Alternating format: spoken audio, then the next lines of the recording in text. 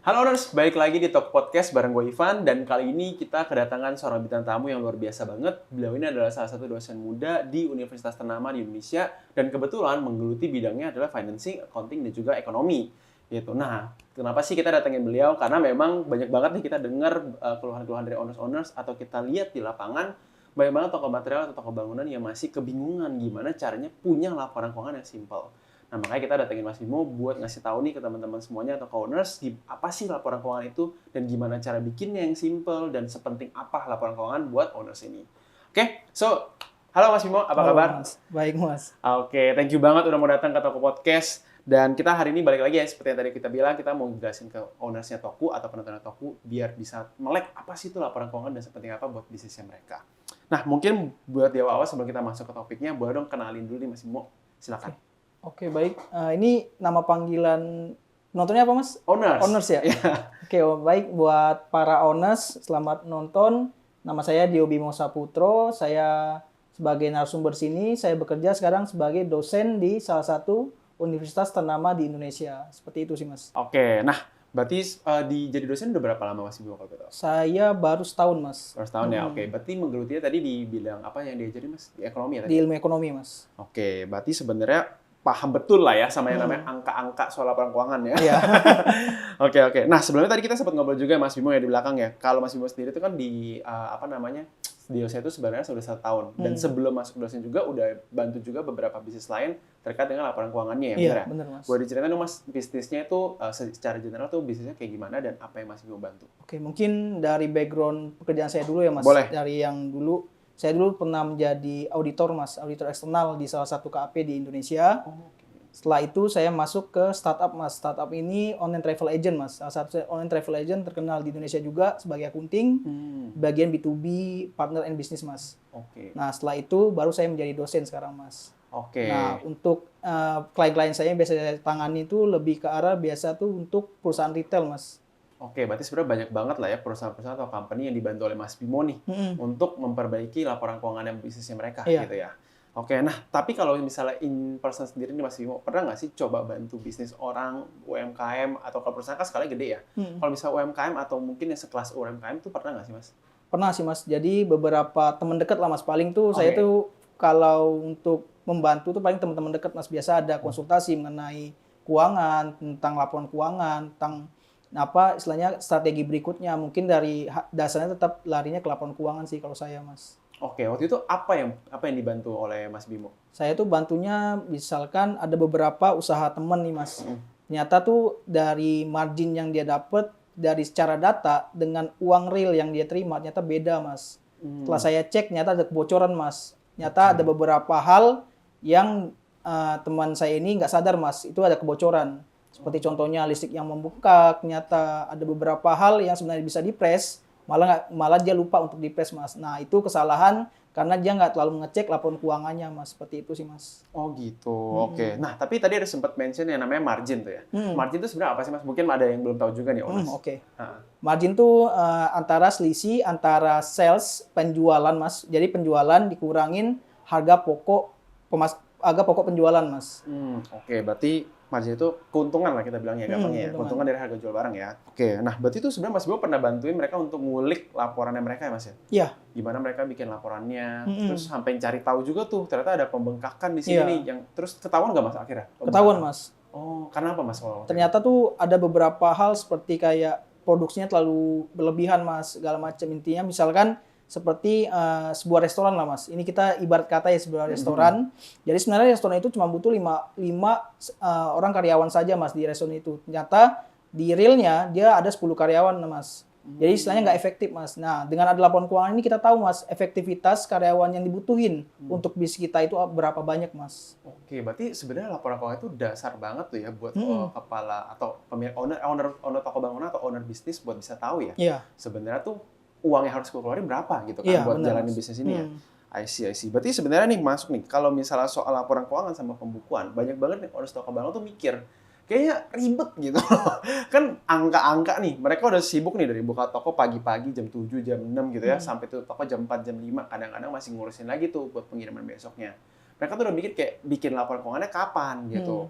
Nikmatin waktu buat diri sendiri susah gitu kan. Tapi sebenarnya tuh penting nggak sih kalau misalnya kayak bisnis UMKM ya, kayak yang tadi dibantu oleh temannya Mas Bimo, atau setara dengan toko bangunan, itu tuh punya laporan keuangan. Menurut Mas Bimo penting atau nggak sih, Mas? Nah, baik lagi nih Mas, laporan keuangan itu sebenarnya emang ribet banget Mas. Oke. Kalau buat orang-orang umum, apalagi pembisnis Mas, mereka tuh paling menghindari laporan keuangan Mas, rata-rata ya.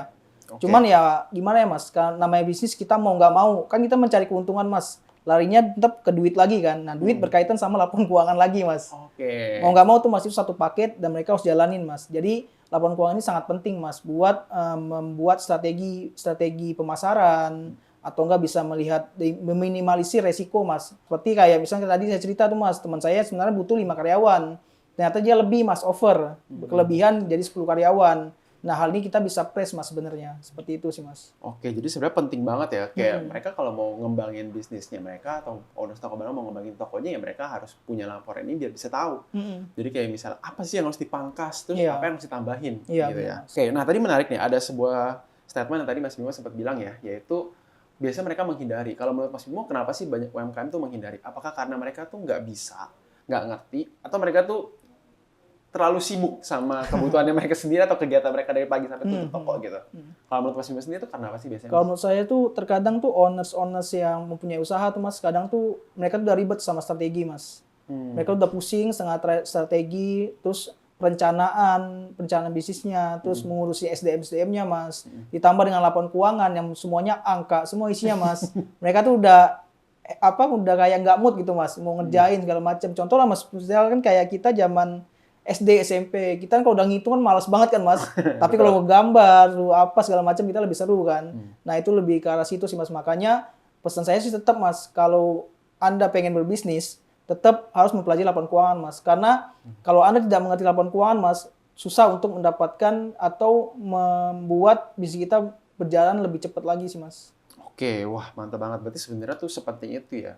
Laporan keuangan buat mempengaruhi pergerakan bisnisnya sendiri. Iya. Dia kalau dia mau bertumbuh ya dia harus punya laporan keuangan itu sendiri bener, gitu Mas. kan. Oke, berarti ya balik lagi ya kalau tadi menurut statement Mas Bimo tuh sebenarnya mereka tuh sibuk aja ya sama kegiatan mereka, operasionalnya mereka, gimana cara mereka jalanin bisnisnya, ngembangin strateginya sampai ngurusin karyawannya mereka. Makanya mereka udah nggak kepikiran tuh apa sih itu laporan keuangan, ya udahlah gitu ya. Jadi jalanannya seperti pada umumnya ya. Terus kalau menurut Mas Bimo sendiri, apakah ada bisnis-bisnis tertentu atau ada skala bisnis tertentu yang memang harus punya laporan keuangan? Atau sebenarnya semua bisnis harus punya Mas? Kayak misalnya UMKM tadi temannya Mas Bimo tuh, contohnya. Atau misalnya toko bangunan, itu tuh mereka perlu punya atau enggak sih Mas sebenarnya? Oke, baik Mas. Untuk laporan keuangan ini kan sebenarnya ada banyak variannya Mas, tipenya lah. Rasa apa tuh? Coklat? Enggak beda ya?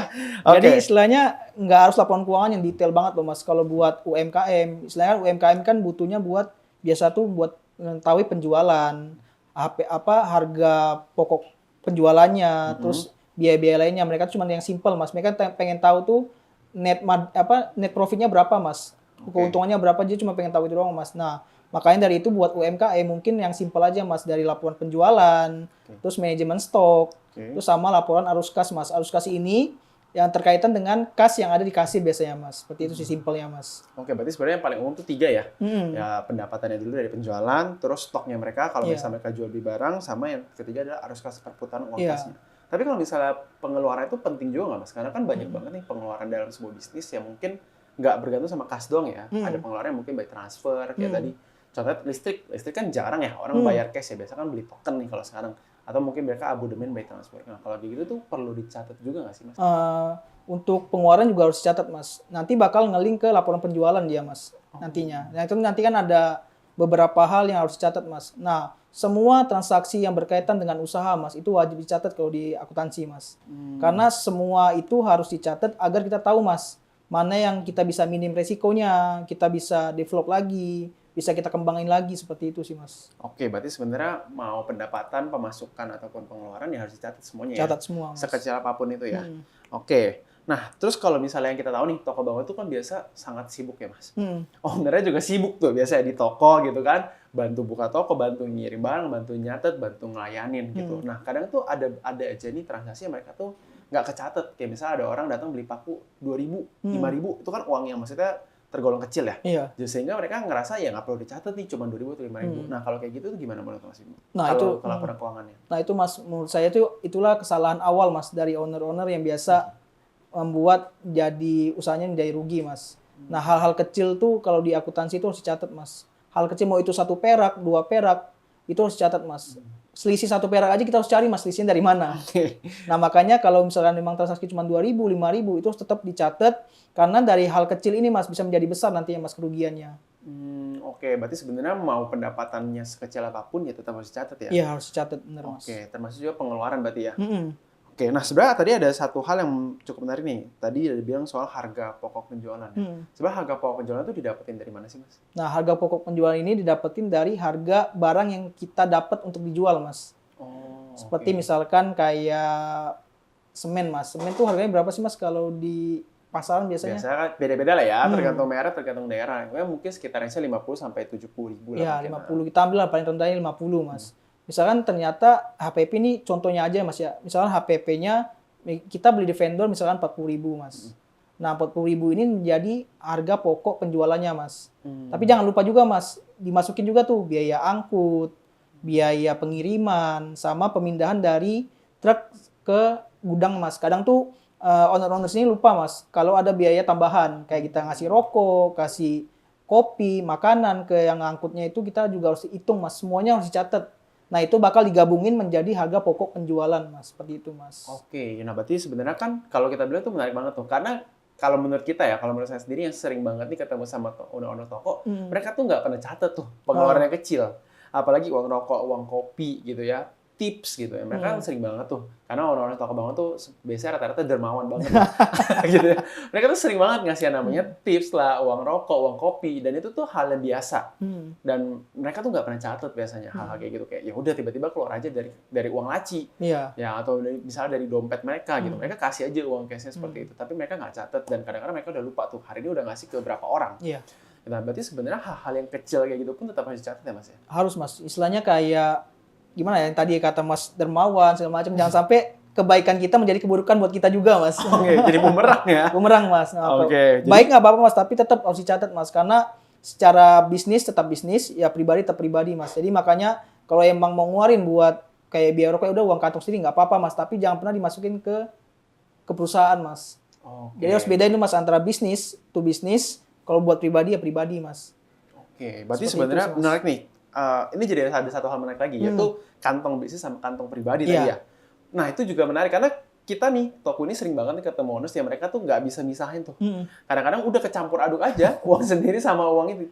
Sebenarnya kalau kayak gitu tuh gimana sih cara misahinnya? Sederhananya gimana, Mas Bimo? Kalau menurut Mas? Sederhananya ya owners ini harus ngasih kantong baru, Mas.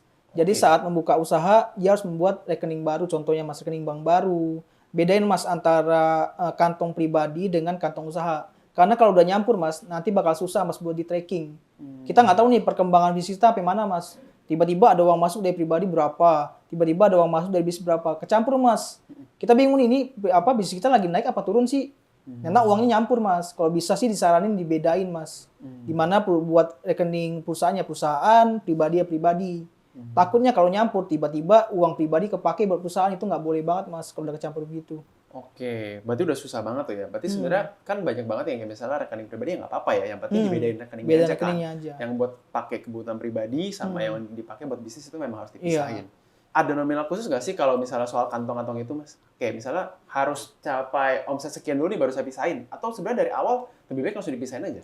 Ya dari awal lebih baik dipisahin, Mas. Karena setiap bisnis tuh kita harus tahu dari awal lah, Mas. Istilahnya kayak kita tuh merawat bayi lah, Mas. Dari kecil kita rawat, istilahnya kayak dari awal nih, Mas, kita harus buka rekeningnya. Kita harus dari nol nggak apa-apa, Mas. Tapi setidaknya kelihatan semua tuh perkembangannya. Setahun pertama growth segala macam, tahun kedua ternyata tuh penurunan, tahun ketiga naik lagi segala macam. Nah, semua itu bakal kelaporan ada di rekening itu, Mas. Jadi kita ketahuan nih kapan dia growth, kapan dia turun, kenapa dia turun nih, kita bisa analisa lagi, Mas. Seperti itu sih, Mas. Oke, berarti nggak ada skalanya ya. Nggak Sebenarnya bisnis ya kalau memang meskipun yang namanya cuma jual beli atau dagang lah kita bilang ya, itu tetap harus ada pemisahannya sendiri Iya, ya, personal sama ya dagang atau bisnis. Gitu Iya. kan.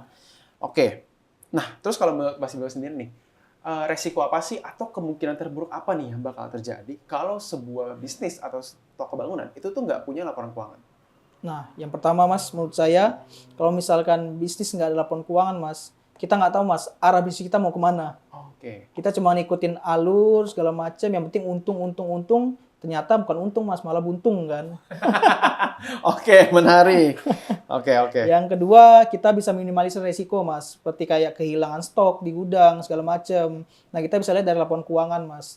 Dan yang ketiga itu kita bisa menarik investor juga Mas. Nah, ini udah jauh banget sih Mas kalau membicara tentang investor, karena itu skalanya udah besar Mas. Nah, kita kan sekarang ngomongnya lebih ke general aja Mas.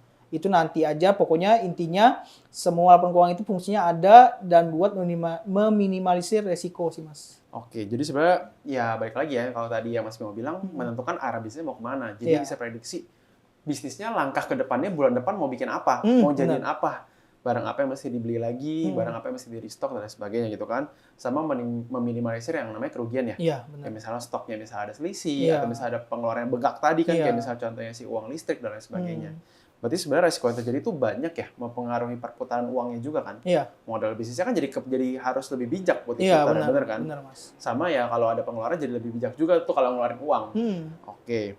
Sama ya kalau misalnya dia udah skalanya lebih besar ya kayak investor yang tadi ya. Investor ya. Balik lagi ya, berarti kan sebenarnya kalau dengan ada laporan keuangan dia bisa ngatur stok, bisa nentuin harga modal dan lain sebagainya. Cuman biasanya nih Mas di toko bangunan itu tuh suka banget nih, bukan suka banget sih. Ini udah lumrah banget lah ya. Itu tuh susah banget yang namanya tuh ngatur stok atau mantau stoknya mereka. Karena kalau mungkin masih mau tahu ya, mirip kayak toko kelontong deh. Barang itu kan banyak banget. Ya.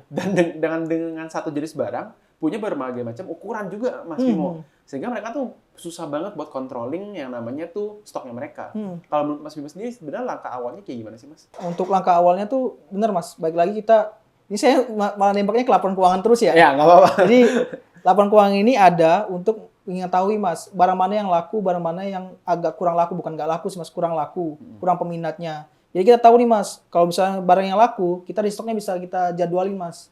Oh ternyata minggu ini barang ini udah habis nih, berarti minggu depan harus beli. Oh ternyata barang ini masih ada, ya udah kita tahan dulu segala macam untuk pembeliannya. Dengan ada laporan keuangan ini kita tahu nih Mas, kapan kita bisa memanage stok-stok yang ada Mas, sesuai kebutuhannya. Kalau misalkan kita nggak ada laporan keuangan, kita cuma ngeceknya manual loh Mas, kayak salah satu, oh ini barang ini kurang nih, ya udah beli aja. Ternyata salah Mas, ternyata malah over di gudang Mas, kelebihan, kita bingung mau jualnya kemana. Oke, wah mantep. Bener banget sih kalau kata Mas Bimo. Soalnya sering banget tuh Mas kejadian kayak misalnya mereka tuh beli barang, tapi ternyata tiba-tiba stoknya masih ada. Iya. Atau kadang-kadang mereka tuh nggak tahu stoknya udah habis dan ada pembeli yang mau beli banyak. Jadi kan pembeli yang bisa jadi nunggu kalau mereka baik ya.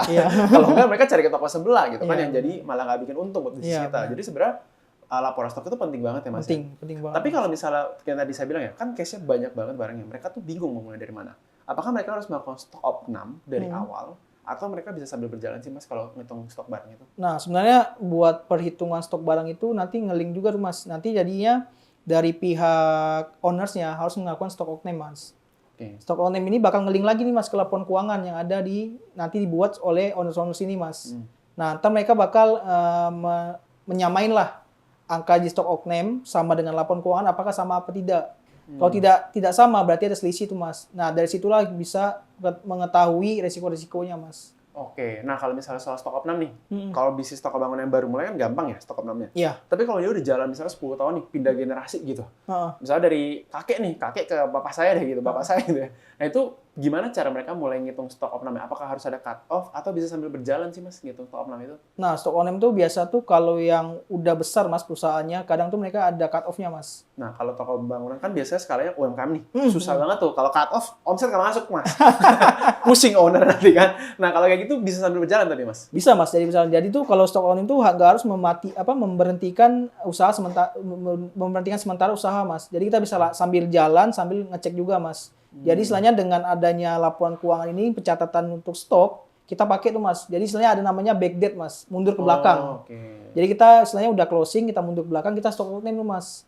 Apakah jumlahnya sama apa tidak Mas? Nah walaupun udah 10 tahun ya itu paling kita menyarankan menggunakan tools-tools yang ada beredar di Indonesia Mas.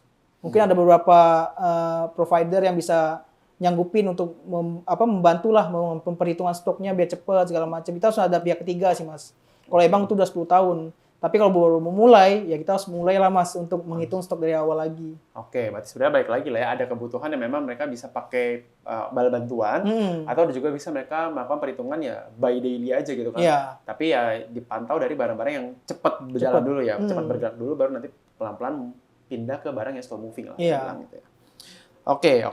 Nah, sebenarnya kan tadi ada sebutin juga ya, banyak banget tuh jenis-jenis laporan keuangan. Ada laporan penjualan, laporan stok, dan lain sebagainya. Kalau yang paling dasar, itu apakah harus semuanya dibikin dulu? Karena kan kalau bikin semuanya barengan puyeng ya. Iya. Owners pasti puyeng banget. Tapi apa yang paling dasar dulu deh yang harus mereka bikin kalau laporan keuangan buat para owners toko bangunan? Oke, paling buat untuk para owners mas, paling yang saya saranin itu laporan penjualan dulu mas, laba rugi. Oke, penjualan atau laba rugi. Oke. Karena di sini pasti kan owners pengen tahu tuh mas, keuntungan saya berapa sih bulan ini atau hari ini berapa sih. Nah dari situlah mas bisa kelihatan keuntungannya berapa mas. Karena yang paling penting untuk usaha yang menengah UMKM seperti itu mas, mereka tuh pengen lihat marginnya berapa atau keuntungannya berapa mas. Nah itu dari situ dulu mas keuntungan, baru kita lari ke yang tadi tuh mas laporan stok. Itu stok wajib mas, karena biar bisa kontrol mas, kita bisa menyesuaikan lah strategi kita segala macam, stok-stok tuh ada apa enggak, jangan sampai kita mengeluarin promo tapi stoknya nggak ada. Oke, berarti ya langkah awalnya laporan penjualan dulu biar mereka tahu omset ya sama laporan laba rugi. Nah berarti boleh dong nanti minta tolong Mas Bimo buat coba bikinin salah satu yang simple ya Mas ya, laporan laba rugi biar mungkin owners toko bangunan jadi bisa mencontoh juga gitu ya. Oke. Nah, berarti setelah itu baru masuk ke yang namanya laporan stoknya ya. Berarti balik lagi laporan stoknya paralel aja. Nah, Mas Bimo, tadi kan sempat mention ya, laporan yang paling dasar itu yang harus dibikin laporan penjualan dulu biar ketahuan laba ruginya. Biasanya dalam laporan penjualan itu apa aja sih poin-poin yang mereka harus tahu nih, Mas? Oke. Tadi kan kita ada bahas tentang penjualan, terus ada HPP Mas, harga pokok penjualan atau harga dasarnya lah. Terus ada yang satu lagi nih Mas, yang sering dilupain sama owners-owners tuh komponen yang di laporan laba rugi itu ada biaya operasional Mas. Nah kadang lupa tuh owners Mas kayak bensin, terus kayak servis mobil operasional itu harus dimasukin Mas, listrik, pokoknya segala sesuatu yang yang berhubungan dengan usaha mereka tuh harus dimasukin Mas ke biaya operasional ini. Oke, jadi sebenarnya laporan penjualan itu tuh nggak menyangkut soal income doang ya atau pemasukan doang ya, tapi ada yang namanya tuh tadi ya soal pengeluaran ya. Iya. Bahkan termasuk pembelian stok. Pembelian stok ya juga masuk Mas. Nanti masuk ke harga pokok penjualan Mas. Harga pokok penjualan tadi ya. Oke, jadi sebenarnya laporan penjualan itu bukan berarti dia cuma nyatet hari ini gue dapat berapa, nggak gitu Iya, ya? enggak. Oke, berarti hari ini gue dapat berapa, gue keluar berapa, itu yang harus dicatat kan? Oke, berarti kayak keluar masuk uang lah ya kita Keluar bilang masuk ya. uang tetap Keluar sama, masuk Mas. uang mau cash maupun non cash gitu ya. Oke, baik, itu adalah yang paling dasar ya berarti ya. Oke. Nah, terus kalau menurut pengalaman Mas Bimo sendiri nih, kalau dalam berbisnis, sebenarnya kan Mas Bimo sempat bantuin beberapa perusahaan skala besar, skala menengah, sampai ke teman-teman sendiri yang punya usaha UMKM. Biasa kesalahan terbesar atau kesalahan besar dulu ya, kesalahan terbesarnya owner toko bangunan itu apa sih Mas kalau dalam jalannya bisnis? Mungkin dari case yang saya alamin mungkin Mas ya. Beberapa hal tuh kayak misalkan yang tadi lah yang kita cerita Mas tentang ada kebocoran tentang biaya operasional Mas. Karena tuh yang tadi tuh Mas hal-hal kecil yang tidak disangka atau tidak diperhatikan lah Mas oleh owners ini tuh berakibat fatal Mas sebenarnya. Jadi kayak misalkan kayak kita membeli suatu hal jangan pernah menggunakan kantong sendiri Mas. Hal-hal yang berkaitan dengan usaha itu wajib menggunakan kantong usaha satu dengan uang dari perusahaan tersebut Mas. Karena jangan sampai ada campur tangan dengan uang pribadi Mas. Karena hal kecil itu bisa menjadi efek besar Mas untuk perusahaan tersebut Mas. Nah ada beberapa case teman-teman saya tuh kadang yang punya UMKM mereka tuh nggak nyadar Mas. Ternyata misalkan kayak mereka tuh membangun misalkan restoran baru lah Mas. Jadi tuh uang untuk kopi, rokok, sama gorengannya lah Mas. Karena itu gorengan kan. Oke, enak tuh ya. Perpaduan yang pas ya. Oke. Nah dia tuh pakai dana pribadi Mas. Sebenarnya itu nggak boleh Mas. Itu harus masuk ke dalam uang perusahaan Mas. Karena dengan hal kecil seperti itu dan menjadi kebiasaan owners Mas. Apapun dikeluarin dari dana pribadi itu berbahaya untuk perusahaannya sendiri Mas sebenarnya. Itu bumerang juga buat dia Mas. Oke, berarti sebenarnya kesalahan yang paling sering terjadi atau sering ditemuin Mas Bimo adalah mereka nggak memantau yang namanya biaya operasional mereka dan biasa udah kecampur aja uang pribadinya. Iya itu Mas. Oke, tapi saya sering banget nih Mas Bimo ketemu case kayak misalnya owner toko bangunan tuh mereka suka ngobrol nih. Kadang-kadang mereka suka mencatat nih misalnya gaji karyawan A, katakanlah kita bilang gitu misalnya di 5 juta per bulan, tapi dia secara diam-diam nambahin lagi dari uang pribadinya sendiri. Nah, kalau kayak gitu gimana, Mas? Nah, itu sebenarnya itu ownernya baik banget berarti, Mas. Betul, itu salah satunya. Kan tadi saya bilang, owners toko bangunan rata-rata pada dermawan, Mas. Iya. Benar, Mas. Jadi sebenarnya itu agak bingung juga sih Mas jawabnya, Mas. Antara boleh apa tidak boleh. Itu balik lagi ke ownersnya Mas. Cuman secara akunting atau keuangan Mas itu tidak diperbolehkan Mas. Karena saat kita menggaji secara legalnya itu 5 juta misalkan. Ternyata ownersnya nambah sejuta nih misalkan Mas. Nah itu jadi kan dari pihak karyawannya berpikir bahwa gajinya 6 juta Mas. Sedangkan kalau misalkan kita nggak tahu kan keuangan pribadi kita naik apa turun mas. Sedangkan misalkan dari ownersnya keuangannya menurun mas. Ternyata sejutanya nggak dikasih nih. Ya. Ternyata karyawan cuma dapat 5 juta. Nanti malah demo mas. Seperti itu Oh, sih, I Mas. see. Oke, berarti sebenarnya kalau secara keputusannya balik lagi ke ownersnya lah ya. Benar. Tapi kalau secara laporan keuangan harusnya dipisah. Iya benar mas. Oke, ya balik lagi yang dicatat kan cuma 5 juta ya di kertas di laporan keuangannya, tapi ketika karyawan yang nerima dia 6 juta kan. Iya, Jadi tapi, akan menagih terus ya. Tapi boleh ditambahin nggak mas? Jadi Boleh. itu dengan adanya pencatatan untuk gaji ini mas, sebenarnya ini berkaitan dengan pajak lagi sih mas. Nah jadi saya agak singgung pajak dikit lah mas. Boleh, boleh. Nah jadi kan dari peraturan pajak itu kan kita ada namanya PTKP mas, penghasilan tidak kena pajak. Nah penghasilan tidak kena pajak tuh setahu saya di tahun sekarang ini 54 juta per tahun mas. Nah jadi jangan sampai nanti kalau misalnya pencatatan gajinya itu nggak beraturan mas, sebenarnya itu nggak kena pajak, jadinya kena pajak misalkan. Kan secara legal kan sebenarnya 5 juta mas, 5 juta kali 12 60 juta, berarti kena pajak mas. Misalkan adalah ya, keuangan gaji karyawan kita tuh 4 juta misalnya, 4 juta kali dengan 12 48 juta mas setahun. Berarti dia PTKP mas nggak kena pajak. Nah dengan ditambahnya uang sejuta dari ownersnya jadi kena pajak mas. Nah tapi secara legal sebenarnya nggak kena pajak mas. Jadinya nanti bingung pelaporan pajaknya mas, seperti itu sih mas. Oke, ya karena di laporan perusahaannya atau di laporan bisnisnya 4 juta. Iya. Tapi padahal yang diterima si karyawan 5 juta. Iya. Gitu ya. Oke, jadi sebenarnya malah balik lagi ke ownersnya ya. Jadi bingung juga pas ownersnya mau laporannya seperti apa. Iya benar mas. Oke. Nah, sebenarnya menarik nih karena ngomongin pajak juga ya. Sebenarnya pajak itu ada hal yang sangat tabu nih, Mas. Iya. Atau abu-abu lah. Mungkin di bisnis toko bangunan apalagi ya, tapi mungkin non bisnis toko bangunan juga tabu atau abu-abu gitu kan. Nah, sebenarnya baiknya tuh gimana sih, Mas? Ada aturan nggak sih dasar yang kayak misalnya kalau bisnisnya udah capai omset sekian ya udah harus apa namanya PPKP ya atau apa ya? Iya PKP mas. PKP ya benar ya. Bisa kena pajak. Betul. Apakah mereka harus upgrade ke PKP atau memang mereka tuh sebenarnya ada skala bisnis yang di bawah omset tertentu mereka nggak harus lapor pajak? Jadi gini mas, peraturan pajak sekarang ini ada namanya PKP dan non PKP mas. Jadi sebenarnya buat para owners ya mas, saya saranin kita harus tahu dulu nih mas. Jadi dengan ada laporan keuangan ini mas, kita tahu nih kita PKP apa non PKP.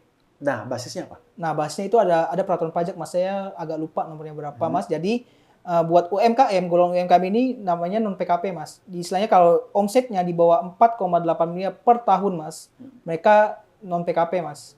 Nah, PPN juga itu nggak wajib dikenain mas.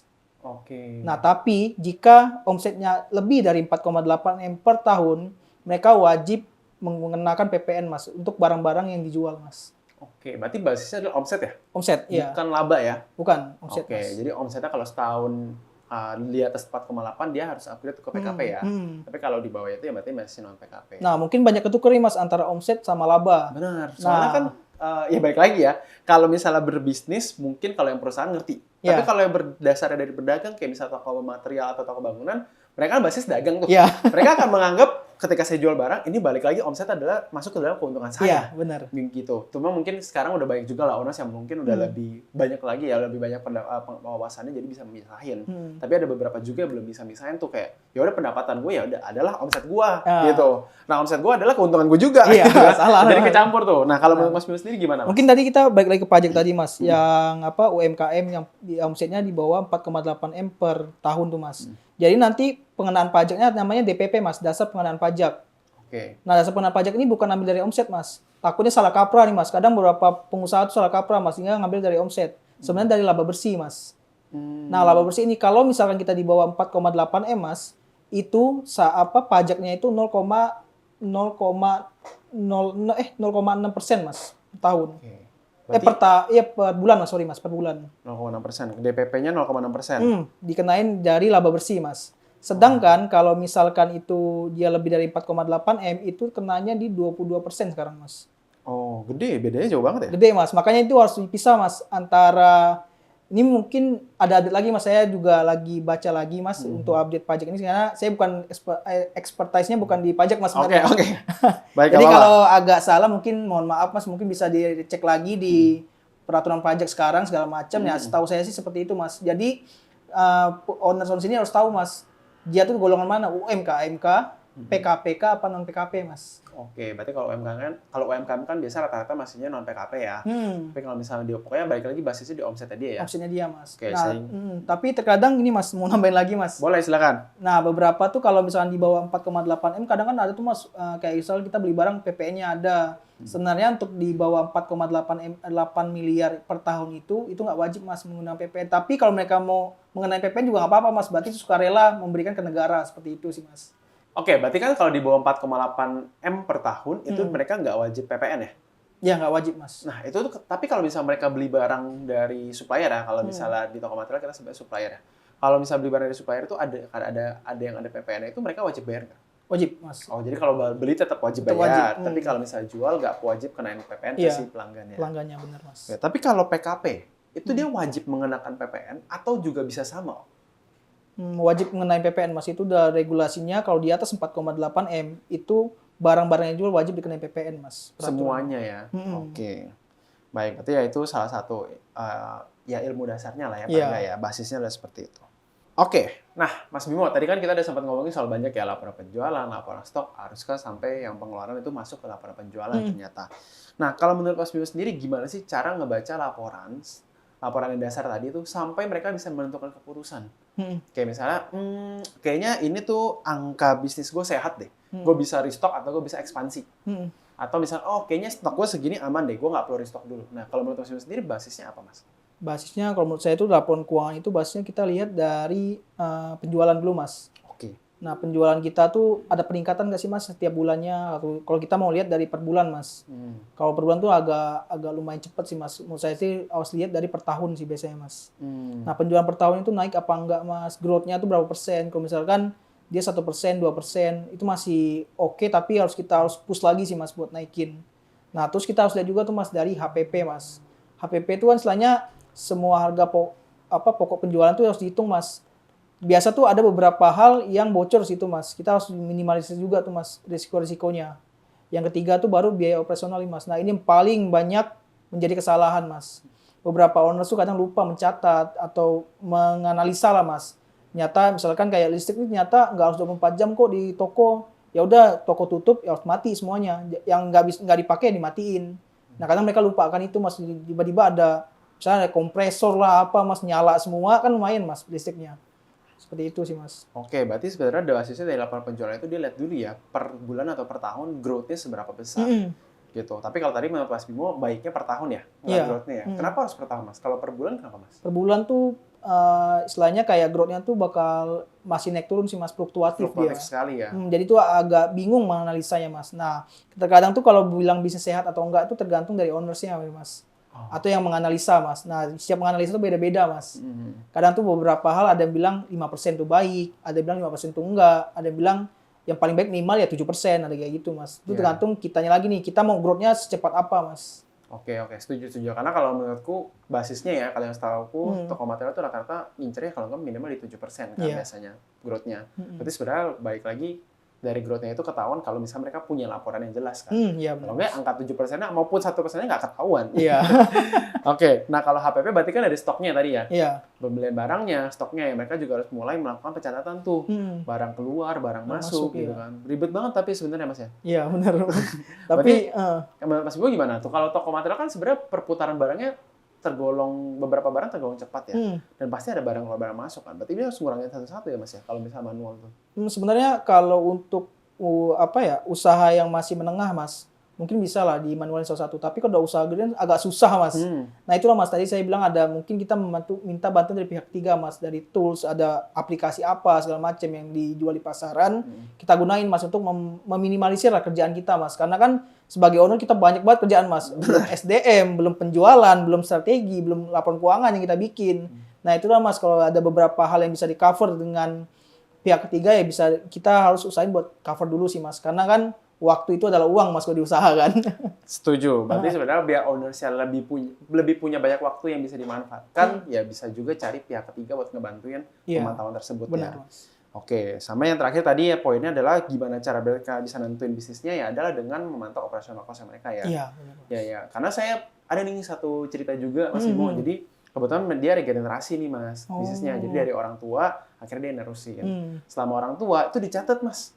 Udah canggihnya memang udah dicatat, tapi nggak dianalisa. Jadi catat tuh setiap isi bensin dicatat, tapi dia nggak analisa.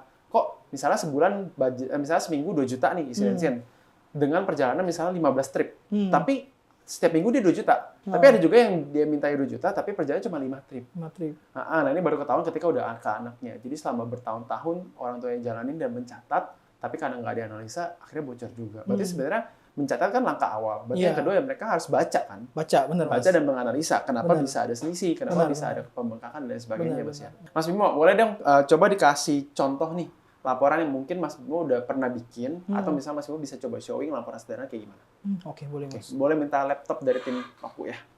Jadi buat para owners mungkin secara simpelnya ya, kadang tuh owners tuh melihat cuman bagian 3 ini Mas, pendapatan bersih, harga pokok penjualan sampai laba kotor aja nih Mas.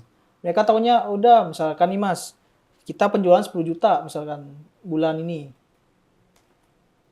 100 juta nggak apa-apa sih, Mas, lebih banyak. Misalkan HPP-nya 8 juta misalnya Mas. Nah, ternyata ini 10 juta dikurangi 8 juta nih Mas, biar dapat laba kotor. Jadi pendapatan bersih dikurangin harga pokok penjualan. Nah, 2 juta Mas. Oh, ternyata owner tahu nih. Oh, gua untung 2 juta nih hari ini, bulan ini dia bilang. Ternyata nggak gitu Mas konsepnya. Kebanyakan para owner salah nih Mas, menelaah antara laba kotor sama laba bersih Mas. Oke. Oh, berarti sebenarnya pendapatan bersih sama laba bersih itu beda ya? Beda Mas.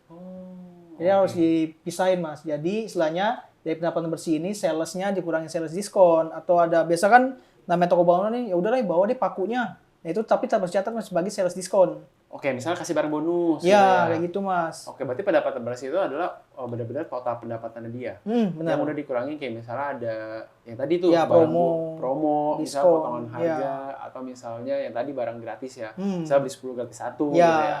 Oke. Nah, itu harus dikurang-kurangin Mas. Jadinya, sama retur juga? Ya, retur juga sama, retur penjualan segala macam. Oh, berarti sebenarnya komponen di pendapatan bersih itu tuh banyak ya Mas? Banyak Mas. Nah, cuman kan gini kan kita masih buat yang gampang dulu nih Mas, buat mereka belajar dulu kan Mas. Jadi saya nggak mau sampai detail banget ke dalam, yang penting inti-intinya dapat Mas mereka Mas sebenarnya. Buat laporan keuangan yang dasar dulu aja. Oke, berarti dari total pendapatan dia dikurangin dulu sama yang tadi diskon.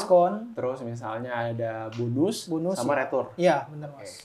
Seperti itu, nanti dapatnya berapa, totalnya misalkan kayak bulan ini misalnya 10 juta dapatnya. Kita ambil angka bulat aja Mas. Terus baru turun ke harga pokok penjualan. Nah, mereka harus tahu tuh Mas, mereka beli barang yang dijual itu berapa di vendor. Nah, misalkan saya memperkirakan lah, misalkan sebagai contoh tuh 8 juta. Ya apa yang dijual, misalkan kita jual 10 juta nih, harganya ternyata harga beli di vendor itu 8 juta Mas. Berarti kita dapat keuntungan 2 juta kan Mas. Nah, setelah itu dapatlah laba kotor 2 juta Mas. Dari selisih antara pendapatan bersih dikurangin HPP Mas. Oke, berarti sebenarnya laba kotor itu adalah angka omset dikurangi sama total pengeluaran atau pembelian barangnya dia. Iya, modal barangnya ya. Modal barang itu Mas. Oke.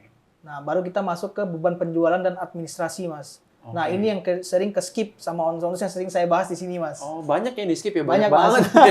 Poinnya banyak ya? Oke, boleh coba dijelasin satu-satu nih Mas. Nah, yang pertama tuh gaji dan upah Mas. Nah, gaji sama upah tuh beda Mas. Oh, bedanya apa? Kan sama-sama terima uang. Sama-sama owners ngeluarin uang ya? Nah, biasanya tuh? Jadi kalau gaji itu yang fix Mas. Istilahnya kayak kita misalnya punya karyawan yang tetap Mas. Gajinya tetap kan. Kalau misalnya ada freelance, misalnya contoh toko bangunan nih Mas. Ternyata di hari misalnya lebaran kan banyak orang bangun rumah tuh Mas. Benerin rumah, renov rumah karena mau persiapan lebaran kan Mas. Jadi butuh tenaga yang baru Mas. Nah, tenaga ini cuman namanya tenaga harian lepas Mas. Atau freelance. Nah, freelance ini maksudnya ke upah Mas. Berarti maksudnya adalah karyawan memang mereka tuh nggak tetap di situ, tapi karena lagi butuh. Misalnya drivernya butuh lebih nih buat ngirim barang. Kita panggil beberapa orang tambahan. Nah, itu Mas. Kayak gitu tuh harus kita masukin dalam laporan keuangan sebagai pengurang. Oh, itu namanya upah. Upah. Kalau gaji tuh yang karyawan tetapnya kita. Yang tetapnya kita. Oke, berarti kalau karyawannya belum tetap, upah dong hitungannya? Iya, upah Mas. Nah, terus lanjut lagi ke sewa Mas. Nah, sewa kayak sewa bangunan, sewa mobil. Misalnya operasionalnya ternyata di hari lebaran itu operasionalnya meningkat Mas. Jadi mobilnya butuh misalnya dari 2, butuh 5. Berarti 3-nya nyewa nih Mas. Nah, itu harus dimasukin juga sebagai pengurang biaya Mas. Oke, berarti sewa itu dia minjem lah ya, kita bilang minjem tapi bayar kan? Minjem tapi bayar. Kalau misalnya kendaraan di kredit masuknya ke sewa bukan? Enggak, itu nanti masuknya ke aset Mas. Oh gitu. Nah, itu lebih ke detail lagi Mas. Jadi istilahnya nanti itu bakal kita bahas kalau misalkan udah mengerti laporan laba rugi Mas. Oke. Seperti itu sih Mas. Baru ke utilitas sih Mas. Utilitas itu seperti kayak macam-macam biaya lainnya Mas. Apa tuh utilitas ini kan? Nah, Karena utilitasnya susah nih kayak dimengerti ya. Bahasanya nggak umum. Kalau utilitas itu biaya lainnya apa aja sih biasanya? nah biasanya tuh kayak listrik mas, listrik, Oh, listrik tuh masuknya ke utilitas. utilitas, terus ada PDAM mas, PDAM PDAM tuh kalau bahasa Indonesia air ledeng ya, Air ya, Air, pam ya. Sebut merek kita ya. Air ya, pokoknya air lah ya. air. Nah Oke. air terus kayak bensin mas, termasuk Oh, bensin tuh masuknya ke utilitas. utilitas, uang rokok, Hmm. uang kopi, segala macam yang mendukung sporting untuk usaha ini mas. Oke, berarti lebih ke operational cost selain daripada gaji sama upah sama sewa ya. Iya. Oke, terus masih ada banyak lagi nih, coba deh kita lihat ya. Habis utilitas apa Terus lagi? masuk ke transportasi mas. Nah, bensin masuknya ke transportasi. Nah, ini bisa juga dimasukin, Mas. Kadang nih transportasi ada yang masukin ke langsung utilitas, Mas. Nah, ini saya pecah dua karena biar ada golongannya, Mas. Nah, terkadang kebanyakan tuh orang-orang tuh transportasinya digabung, Mas, ke utilitas. Oke. Nah, tapi biar bisa ke trace karena ini toko bangunan, Mas, dan mobilitas kendaraan tuh tinggi kan, Mas. Jadi menurut saya sih harus pisah, Mas. Nanti transportasinya masuk ke sini, Mas, distribusi. Oke, berarti transportasinya adalah biaya bensinnya ya? Iya, bensinnya. Oke, kalau Kalau misalnya biaya kendaraannya bukan di sini ya tadi ya? Bukan, nanti masuk Oke. ke aset tuh, Mas, kalau di kredit biayanya. Oke, baik. Berarti transportasi itu adalah biaya bensinnya ya, di Bensin. luar utilitas ya. Berarti Iya. utilitas tadi nggak termasuk bensin Iya. atau solar ya? Oke. Terus masuk ke pemasaran dan promosi, Mas. Oke, ini Nah kalau- kan kayak promosi kita kayak misalkan kita masukin iklan apa segala macam, nah itu kita harus bebanin mas ke perusahaan. Oke, jarang sih biasanya. Tapi mungkin lebih ke potongan harga Nah masuk ke itu sini juga. enggak mas, itu malah masuk nanti tadi tuh mas sales diskon. Oh, Karena beda kita lagi. ngasihnya berupa barang mas. Oh, yang tadi yang pendapatan bersih itu ya? Nah ini kalau yang di sini mas, ini istilahnya bahasa umumnya itu kayak misalkan pemasaran promosi secara langsung. Misalnya kayak kita yang pasang iklan, pakai banner ya, cetak banner. Ini oke. masuk ke pemasaran dan promosi mas. Oke, kalau misalnya renovasi toko masuknya kemana? Fase toko dimasuknya nanti itu ke beban administrasi mas, masuk sini. Oh, di yang mana nih? Utilitas atau? Ini beban lain mas. Oh, beban lain-lain. Oke, berarti masuknya ke sana ya? Sana mas. Nah terus masuk ke penyusutan mas. Nah ini Ini agak sedikit jarang banget. jarang. nih. Nah, biasanya nih justru kalau owner toko bangunan tuh susah banget tentuin yang namanya penyusutan. Sebenarnya penyusutan itu apa sih, Mas? Nah penyusutannya itu jadi tuh istilahnya bahasa umumnya ya mas ya. Saat kita punya aset, umur aset itu nggak bakal lama, ada umurnya mas. Misalkan nih mas, kayak kita mempunyai mobil. Kan nggak mungkin dong mobil bakal bertahan 20 tahun. Nah, ternyata tuh dari peraturan pajak, Mas, itu ada ngatur, Mas, tentang umur kendaraan. Nah, misalkan, Mas, kayak Mas punya mobil Innova, misalkan. Nah, ternyata tuh mobil Innova, Mas, umurnya maksimal 4 tahun, Mas, kalau di Indonesia, Mas. Secara pajak. Tapi secara peraturan akuntansi, Mas, itu 5 tahun biasanya. Oh, beda ya? Beda, Mas. Oh. Nah, kadang nih ada dilema lah, Mas, antara memilih dari akuntansi atau dari peraturan pajak, Mas. Tapi kebanyakan sekarang perusahaan menggunakan peraturan pajak, Mas. Nah, kalau UMKM, kayak UMKM atau setara toko bangunan atau UMKM itu biasa ngikutinnya apa? Yang pajak atau yang akuntansi? Biasa sih ikutin pajak, Mas. 4 tahun berarti. 4 tahun. Oke, nah penyusutan itu kan biasa hanya untuk aset ya kalau Iya. orang punya. Aset tuh ada apa aja sih, Mas? Aset itu kayak ada aset lancar, aset tidak lancar, Mas. Oke. Nah, tapi kalau ngomongin penyusutan, kita ngomongnya ke aset lancar biasanya, Mas. Aset lancar. Yang Nah, fixed lancar asset istilahnya, Mas. apa aja tuh? Fixed asset Contohnya? itu seperti bangunan, Oke, gedung, gedung, Tempat, nah, ya. terus mobil, mobil, motor, motor. yang bersifat punya nilai lah, Mas, asetnya. Oke. Kalau misalnya kayak dia nambah rak, masuk ke aset nggak? Oh enggak, kalau rak itu maksudnya equipment, pelengkapan, Mas. Oke, maksudnya ke beban lain-lain kalau di sini ya? Bukan lain. Oke, berarti dia nggak masuk ke penyusutan ya? Karena nilainya nggak sebesar itu ya? Misalnya itu contoh deh, Mas, misalkan menurut Mas nih, kalau tanah itu menyusut apa enggak, Mas? Naik justru ya harusnya. Nah, itu berbedanya, Mas, antara tanah dengan aset yang bernilai ini, Mas. Oh. Kalau tanah kita nggak ada penyusutan, Mas. Oh gitu. Karena kan istilahnya naik kan, Mas, segala macam. Tapi kalau tanah di atasnya ada bangunan, itu ada penyusutan karena ada bangunan itu, Mas. Oh, jadi kalau tanah di atasnya ada bangunan, berarti sebenarnya tanahnya nyusut juga ya? Iya. Tapi itu, dihitung dalam nilai bangunan? nilai bangunan. Oh, oke. Berarti Makanya sebenarnya istilahnya kalau kita kayak membeli tanah atau rumah, atau beli rumah lah, Mas. Antara akte tanah sama akte bangunan beda kan biasanya, Betul. Mas. Seperti itu sih, Mas. Jadi aset tuh bedanya seperti itu, Mas. Oke, jadi sebenarnya penyusutan itu hanya untuk aset ya? Dan Aset. rata-rata ya kalau di bisnis toko material berarti paling umum ya cuma gedung atau bangunannya. Terus misalnya kendaraan-kendaraannya ya? Iya, kendaraan-kendaraannya, Mas. Sama ini sih, Mas, mungkin mesin-mesin sih, Mas. Contohnya mesin apa nih skalanya? Nah, biasanya untuk toko bangunan biasa ada mesin yang gede, kayak misalkan pembuat batako misalnya, Mas. Oh, kalau misalnya mereka ada produksi ya? Produksi. Jadi, nah kalau mesin, sorry, tadi kan kita baru ngitung soal yang kendaraan ya? Kalau bangunan tuh berapa lama? Nah, mesin tuh tergantung lagi tuh Mas. Ini kalau buat mesin itu peraturannya tuh kok setahu saya ya itu biasa umurnya 5 tahun sih Mas. Berarti kurang lebih mirip sama kendaraan ya. Hmm, Kalau bangunan? Bangun itu 20 tahun Mas. Oh 20 tahun. Berarti kalau bangun 20 tahun, kalau mesin atau kendaraan rata-rata 4 sampai 5 tahun 4 ya. sampai 5 tahun. Tergantung ngikutinnya aturannya mana Iya, ya. benar, yang Mas. perpajakan atau yang akuntansi Mas. Benar. Oke, wah ini penyesuaian menarik banget ya. Berarti owner toko bangunan jadi bisa tahu nih ngitung penyesuaiannya seperti apa. Karena biasanya tuh mereka owner toko bangunan tuh agak susah nentuin ini nilainya. Gitu. Misalkan mereka beli benaran ya udah mereka akan anggap pembeliannya udah itu aja langsung. Itu aja. Meskipun mungkin mereka ya ngitungnya pengeluaran per bulannya aja kalau misalnya kredit. Tapi kalau misalnya beli tunai ya langsung dihitung pengeluaran per hari itu. Jadi tidak dihitung penyusutannya. Gitu. Nah, tapi kalau penyusutan itu wajib ada atau enggak? Wajib Mas kalau misalnya kita punya aset. Jadi pertanyaannya ini Mas, misalkan pasti orang bertanya owners nanya nih Mas, kenapa sih penyusutan masuk ke laba rugi padahal nggak ada hubungannya Mas sama penjualan atau apa segala macam, nggak ada hubungannya Mas. Nah, kenapa penyusutan masuk Mas? Karena saat kita beli aset, kita menggunakan uang perusahaan Mas. Nah, sedangkan nilainya makin turun Mas. Nah, siapa yang bertanggung jawab atas penurunan ini Mas? Siapa yang mau dibebanin? Kayak perusahaan tersebut Mas. Nanti masuknya kemana? Masuknya ke laba rugi Mas. Makanya ini penyusutan bakal ngikut terus, ya angkanya bakal fix Mas, angkanya setiap bulannya. Karena udah dibagi tadi kan. Nah, jadi dari nilai yang dibeli dibagi rata sama 4 tahun atau 5 tahun tadi. Iya, benar Mas. Seperti itu sih Mas. Oke, jadi penyusutan tuh banyak banget lah ya, dan masih banyak banget abu-abu yang memang owners tuh jadi sebenarnya tuh banyak banget yang nggak tahu. Tapi dengan ini jadi bisa tahu ya nentuinnya tuh ke arah mana. Gitu. Nah, terus selanjutnya apa tuh Mas?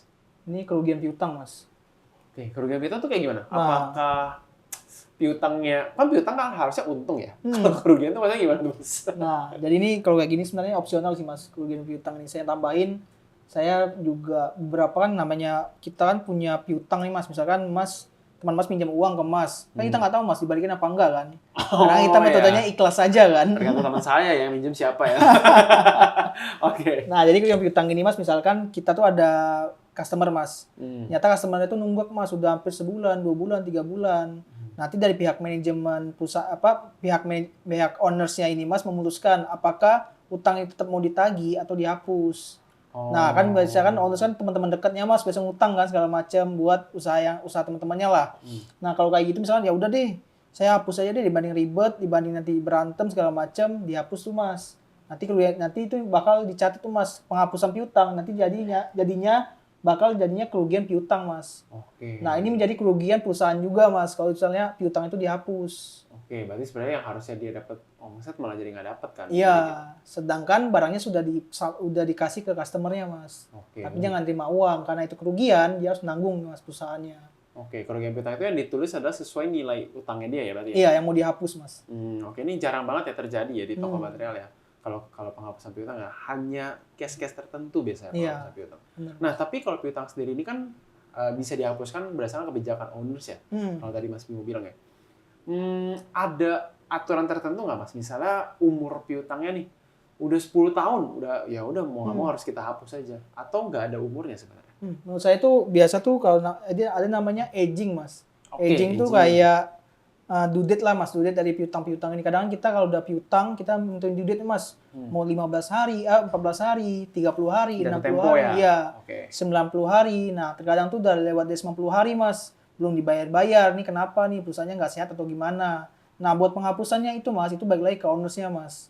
Dia tetap mau nagih, walaupun udah 2 tahun nih Mas, ternyata belum dibayar nih. Nah, tergantung ownersnya nih, keputusannya mau ditagih atau dihapus. Seperti itu Mas, nggak ada regulasi yang menentukan peraturan ini sih Mas. Oke, berarti sebenarnya balik lagi bebas tergantung owner saja ya. Soalnya ada aja kejadian yang saya tahu nih, toko bangunan udah pindah generasi lagi, tiba-tiba udah bukan kan yang handle misalnya orang tua saya gitu ya. Tiba-tiba ada yang datang ke saya cuma buat bayar utang. Ternyata dulu yang ngurus orang tua saya, misalnya seperti itu. Jadi sebenarnya itu nggak ada masalahnya ya. Nggak ada masalah. Nah, kalau misalnya nih, katakanlah di tahun ini saya udah menghapus piutang satu nota piutang saya hapus gitu ya, atau owner hapus nota satu piutang. Tiba-tiba 3 tahun kemudian ada yang datang bayar. Itu gimana Mas? Nah, nanti kerugian ini bakal kita hapus Mas.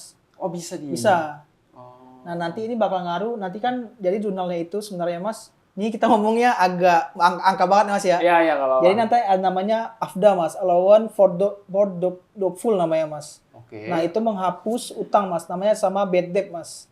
Oke, jadi kayak yang udah kita masukin di sini kita hapus gitu. Kita hapus dulu di tahun yang dia nggak bisa bayar, ternyata 3 tahun lagi bayar Mas.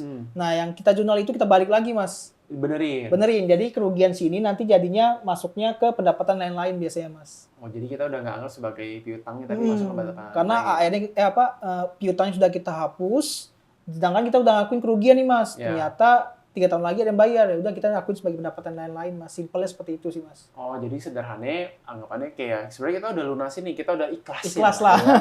Nah, saya udah ikhlasin, teman saya ngutang nggak bayar gitu kan. Saya ikhlasin, terus tiba-tiba dia tiga tahun kemudian dia bayar. Ya udah berarti saya kayak dapat uang bonus lah. Iya, benar. Pendapatan lain-lain tadi. Oh, seperti itu sih, Mas. Kalau pendapatan lain itu masuknya kayak yang atas tadi, pendapatan bersih. Pendapatan lain nanti masuk ke bawah sini. Oh iya, oke, baik, siap kalau gitu. Oke, lanjut, Mas. Nah, terus beban lain nih, Mas. Beban ini kayak yang segala macam yang berhubungan dengan usaha kita sih, Mas. Operasional. Bedanya sama utilitas apa? Nah, utilitas tuh yang fix gitu loh, Mas. Kayak misalkan kayak listrik. Udah pasti keluar terus. Pasti keluar terus tiap bulannya. Nah, kalau biaya lain itu biaya tambahan tuh, Mas. Misalkan ada ban mobil operasional pecah. Oke, nah, yang tak terduga, Mas. Kalau misalnya uang kopi, uang rokok? Nah, itu bisa dimasukin ke biaya lain juga sih, Mas. Nah, ini tergantung, Mas. Pokoknya mappingan laporan keuangan ini tergantung dari ownersnya sebenarnya, Mas. Yang penting masih dalam lingkup beban penjualan dan administrasi, Mas, dimasukin. Oke, jadi sebenarnya kalau mereka owners toko bangunan yang misalnya nggak perlu sedetail ini pun nggak apa-apa. Nggak apa-apa, Mas. Tapi yang penting ada unsur ini semua. Ada unsurnya semua, ya. Sebenarnya nggak perlu dipisahin satu-satu gitu, nggak apa-apa sebenarnya. Iya, benar, Mas. Pokoknya yang saya nggak board di sini, Mas, ini sebenarnya opsional, Mas. Mereka bisa rubah dengan kata-kata sendiri, Mas. Oh, oke. Jadi nggak harus ikutin. Tapi yang penting yang saya board ini, Mas, ini wajib ada, Mas. Buat sementara ini buat pelajar di awal, Mas. Oke, jadi yang board itu sebenarnya harus ada isinya adalah yang di dalam sini nih kalau beban penjualan, dan itu mereka bisa sesuaikan sama skala bisnis atau yang mereka jalani. Iya, gitu, kebutuhan mereka lah, Mas. Oke. Nah, nanti baru kita masuk ke total beban operasi nih, Mas. Semua dari gaji dan upah, sewa, utilitas, transportasi, pemasaran, penyusutan, kerugian piutang, sampai beban yang lain kita totalin, jadi nanti dapat total beban operasi, Mas. Oke, berarti kayak total beban operasionalnya gitu ya. Misalkan ini kita kasih 2 juta lah, Mas. Oke. Rugi tuh ya, laba kotornya 2 juta. Sewa misalkan 0 lah, Mas. Kita nggak ada sewa. Utilitasnya misal 1 juta. Nah, transportasinya misalkan cuma 300.000. Oke. 1 juta. Apa sih, Mas, jadi mahal aja. Bensin naik. Promosi kan 0 ya, Mas. Oke. Misalkan penyusutan kita ambil 200.000 deh per bulannya. Terus kerugian piutang nggak ada. Beban lain-lainnya misalkan cuman uang rokok doang 20.000. Udah, Mas, berarti ntar ini kali sum jadinya 3.520.000, Mas, beban operasinya. Oke. Kita cuma laba kotornya nanti 2 juta doang nih, Mas. Ya udah 352. Kita udah pede nih. Kita untung kok bulan ini. Ternyata enggak, Mas. Ternyata beban kita ada nih. Gede 3.520.000, Mas. Oke. Nah, ini yang sering kelupaan, Mas, owner untuk diperhatikan, Mas. Dari hal kecil ini kan sebenarnya kita rugi, Mas, bukan untung sebenarnya. Barulah ketahuan sebenarnya. Nah, kita rugi 1.520.000, Mas. Oke, jadi ini sebenarnya contoh sederhananya lah ya kalau dari Mas Budi. Jadi sebenarnya ketika dia dapat omset udah dikurangin sama tadi harga pokok penjualan ya. Harga modal barang dia berapa, dapat tuh keuntungan kotornya. Iya. Yang biasa mereka anggap sebagai itu adalah uang yang saya bisa nikmatin. Iya. Ternyata sebelum dinikmatin udah minus gitu ya. Oh, I see. Oke. Nah, balik lagi yang tadi, Mas, yang hal kecil yang tadi kita singgung, Mas, kayak ya udah uang rokok kasih aja, nggak apa-apa, nggak usah catet. Nah, ini, Mas, dari sini nanti kelihatan nih, Mas. Ternyata tuh harus catet. Jadi ternyata boncosnya di sini. Misalkan boncosnya kita di utilitas nih, Mas. Dari sini gede banget kok, bisa 1 juta. Seharusnya kayak bulan lalu misalnya cuma 500.000, Mas. Berarti peningkatan 100% nih. Ini karena apa nih ada peningkatan? Sedangkan penjualannya nggak naik, Mas. Misalnya seperti itu. Oke, berarti sebenarnya dampaknya banyak. Dan ketika mereka nyatet angka ini, akhirnya mereka bisa analisa tuh ya. Iya, yang kedua ya, poin yang tadi, yang case yang sempat saya dapat tuh dari owners toko bangunan kita adalah mereka jadi bisa analisa nih ketika mereka ngisi ini, apa yang saya harus perhatikan. Iya. Angkanya gede di mana, bengkak di mana, atau angkanya biasa-biasa aja tapi penjualan saya turun. Iya. Pengeluarannya jadi sebenarnya harusnya lebih, pengeluaran harusnya juga setara ya sama Iya, pendapatan, mereka lebih turun juga gitu kan. I see. Jadi dengan ada angkanya mereka jadi bisa tahu ya si owners ya. Bener, Mas. Oke, apa lagi nih, Mas? Nah, lanjut ke pendapatan lain-lain nih, Mas. Ini pendapatan atau beban di luar usaha yang kita punya, Mas. Oke, sebelum lanjut ke sini, berarti sebenarnya kalau owners toko bangunan mau ngambil langkah selanjutnya, sampai sini aja mereka juga udah bisa tahu. Udah cukup, Mas. Oh. Sampai sini udah cukup nih. sampai laba bersih aja. Oke, sebenarnya sampai laba bersih mereka udah bisa tentuin kan. Oh, ternyata toko saya untungnya segini loh. Iya, benar. Oke. Nah, sampai bawah ini tuh lebih ke apa nih? Nah, misalkan kita Kebutuhannya. sebagai contoh lah Mas, pendapatan lain-lain. Yang saya tulis itu yang umum lah Mas, pendapatan bunga. Misalkan para owners nih punya rekening bank Mas. Oke, atas nama toko. Atas nama toko misalkan. Nah, rekening bank itu misalkan kan setiap bulan kan kadang kita aja rekening pribadi aja ada bunga ya biasanya Mas kan masuk. Oh, oke. Kalau ada saldonya misalkan 1.000, 2.000 lah masuk kan. Oke, Nah, yang nggak berasa buat tuh ya. nah itu nah, itu pun walaupun nggak berasa Mas, pendapat bunganya harus dicatat Mas. Oh gitu. Buat perusahaan. Meskipun minus sama biaya admin. Iya, harus catat. Berarti itu tetap jadi kerugian Mas, jadi beban malahan. Oh, jadi beban bunga. Iya, beban bunga itu harus catat Mas, mau sekecil apapun. Oh, I see. Nah, tapi pendapatan ini bukan dari bunga juga Mas. Misalkan sebagai contoh Mas. Misalkan kita punya truk nih, truk ngangkut pasir misalkan di toko itu. Ternyata toko pesaing kita mau minjem Mas. Tapi kita kenain biaya. Ya udah lu sewa harganya 1 juta deh sehari misalkan. Misalkan nih Mas, 1 juta misalkan. Ya udah lu pakai deh seharian buat ngangkut barang lu, barang customer lu. Ya udah Mas, nanti masuknya pendapatan lain di sini Mas. Oh. Karena di luar unit usaha kita Mas. Berarti pendapatan lain itu sebenarnya nggak cuma bunga, banyak. Iya, seperti banyak ya. yang lain Mas. Yang tadi kayak misalnya yang tadi tiba-tiba piutangnya dibayar. Oh, atau ini mungkin biasa kalau toko, kebetulan ada toko saya juga biasa nyewain ini alat giling semen. Oh. Kan biasa kalau pakai mesin truk kan kalau rumah-rumah yang di padat warga kan nggak bisa Iya, masuk kan. masuk.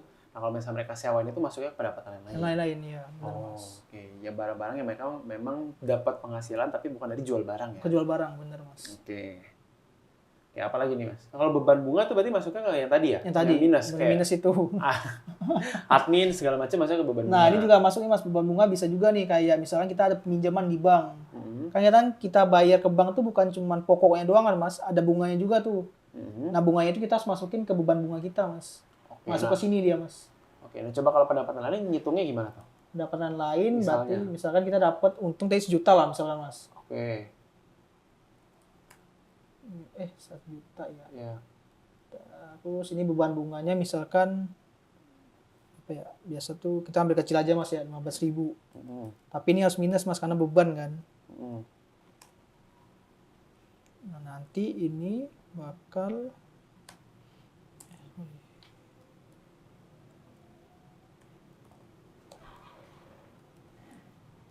Sum itu total ya jumlah. iya sama total. Oh, Nah, oke. nanti dapatnya jadi tuh jumlah pendapatan beban atau beban lain-lain dia masih untung nih Mas, 900 apa 5.000. Ada admin ya. Berarti nanti laba sebelum pajak ini dapatnya dari laba bersih ditambah pendapatan lain-lain dikurang beban lain-lain Mas. Oke. Atau enggak simpelnya laba sebelum pajak ini sama dengan laba bersih dikurang dengan jumlah pendapatan atau beban lain-lain. Oh, sorry. Berarti di sini sebenarnya ada dua aspek ya. di Dua aspek pendapatan. sebenarnya. Cuma saya pendapatan padetin dan aja. beban lain-lain. Oh, jadi biar gampang, onus gabungin aja. Iya, gabungin aja. Pendapatan lainnya dikurangin sama beban lain-lain gitu. Jadi dapat tuh jumlah plus atau minusnya sih lain-lain Iya, ya. bener, Pendapatan Mas. atau beban lain-lainnya. Oke. Nah, kalau laba sebelum pajak itu berarti laba bersih ditambah pendapatan atau beban lain-lain. lain. Tergantung ya. Kalau Tergantung. misalnya dia minus berarti ya dia minus juga kan. Minus juga, iya. Laba bersihnya dikurangin sama beban lain-lain. Lain-lain. Tapi kalau misalnya plus ya berarti laba bersih ditambah sama pendapatan lain-lain. Lain-lain iya benar Mas. Oke. Jadinya kita masih rugi Mas 535.000. Nah kalau gini saya bayar pajak gak? Nah, kalau rugi Mas enggak. Oh iya, udah rugi saya Jadi- bayar pajak ya. Waduh, luar biasa. Jadi Oke. ini 0. Nah, laba tahun berjalannya nanti ini tinggal Dikurangin sama beban dikurangin pajak. Mas. Sorry. Kalau beban pajak pasar tuh aturannya sekarang berapa sih, Mas? Yang tadi itu Mas yang sempat kita bahas tuh kalau misalkan Oh, yang dia- tadi ya, 0,06 kalau di bawah 4,8, kalau di atas, kalau udah PKP 22 ya? 22% Mas. Dari laba bersih Mas. Dari laba bersih. Laba sebelum pajak. Oh, berarti bukan dari laba bersih, tapi Enggak. dari laba sebelum Nah, pajak. ini juga dihitung nih Mas nantinya. Oh, oke. Berarti ini laba yang benar-benar bersih banget. tuh Bersih sebenarnya banget. di sini. Ya. Kalau udah tahu berapa, berarti ini laba bersih banget, yang atas laba bersih aja. Ya. Oke, ini bahasa accounting-nya aja ya. I see. Jadi sebenarnya ini adalah laporan sederhana di mana mereka jadi bisa tahu ya Iya, benar Mas. keuntungan mereka tuh sebenarnya berapa sih. Berapa ya? Oke. Nah, kan kalau kita lihat Mas ini sebenarnya laba kotor 2 juta nih Mas. Ternyata kita sebenarnya rugi nih. Kita udah kecewa nih Mas 1.520 kan. Betul. Ternyata ada lagi pendapatan internet lain Mas. Jadinya kita rugi cuma 535.000. Oh, I see. Benar-benar benar. Jadi sebenarnya ketika owners toko bangunan itu udah ngerasa, oh saya untung. Heeh. Tapi ternyata saya buntung ya. Tadi kata Mas Bimo di awal tadi ya. Ketika mereka nggak catat, jadi mereka sebenarnya nggak benar-benar tahu mereka Iya. tuh untung atau buntung kan. Benar, Mas. Gitu. Oke. Kalau ini jadi jelas nih kalau memang laba tahun berjalan buntung ya. Oke, tapi laba tahun berjalan ini sebenarnya akumulasi terus ya Mas ya. Akumulasi terus, Mas. Berarti bertambah terus seiring berjalannya Ya, masa kan. Iya, benar, Mas. Oke, owners, so laporan yang tadi udah dijelasin, template yang di Excel ini oleh Mas Bimo, nanti teman-teman atau owners bisa dapetin dari klik link deskripsi di bawah dan teman-teman bisa download aja.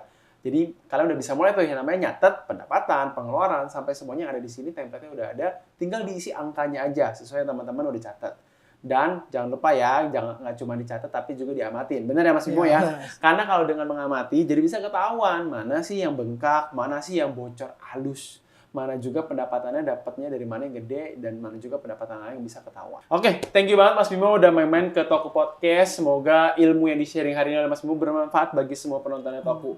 Oke, Owners Toku, so next kita mau bahas apa lagi? Boleh tulis di kolom komentar dan jangan lupa untuk like, komen, dan subscribe. Thank you dan sampai jumpa di Toku Podcast selanjutnya.